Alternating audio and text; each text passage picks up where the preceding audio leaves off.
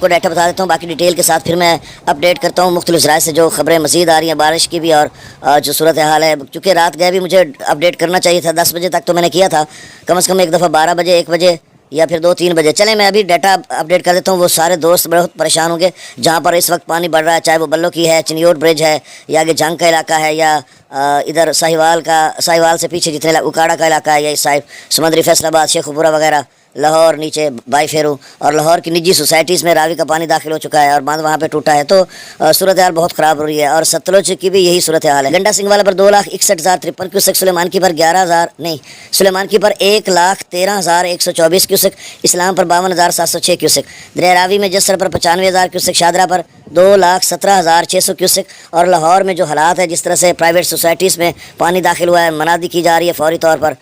کہیں سوئے ہوئے پہ پانی ویسے چڑھ نہیں گیا، حالانکہ ایسا ہوتا نہیں ہے کیونکہ وہاں پہ ادارے الرٹ تھے اور لوگوں کو نکال رہے تھے. تو وہ باندھ ٹوٹا ہوا ہے، پورا پانی لاہور کے مختلف علاقوں میں بھرا ہوا ہے، اس کے مضافاتی علاقوں میں جہاں سے راوی گزرتا ہے. تو اب شاہدرہ پر ابھی بھی 2,17,600 کیوسک ہے. تو گزشتہ 12 گھنٹوں سے اسی لیول پہ کھڑا ہے. ہو سکتا ہے جیسے جسر کافی گھنٹے اسی لیول پہ کھڑا تھا، تو یہ بھی کھڑا رہے. تو اب شاہدرہ پر 2,17,000 کیوسک ہے. بلو کی پر بھی اونچے درجے کا سیلاب ہے، 1,19,045 کیوسک ہے. سدرئی براج پر 10,000 ہے. اچھا بلوکی کا آج کہہ رہے تھے کہ 1.5 سے 2 لاکھ کے قریب جائے گا. سدنئی براج کا بھی 30 سے 40 ہزار کا کہہ رہے تھے. اچھا دریا چناب میں مرالہ پر 1,06,000 کیوسک، خانکی پر 2,16,000، قادر آباد پر 2,65,000، چنیوٹ برج پر 7,68,000 کیوسک ہو چکا ہے، یعنی 8 لاکھ کے قریب جا رہا ہے.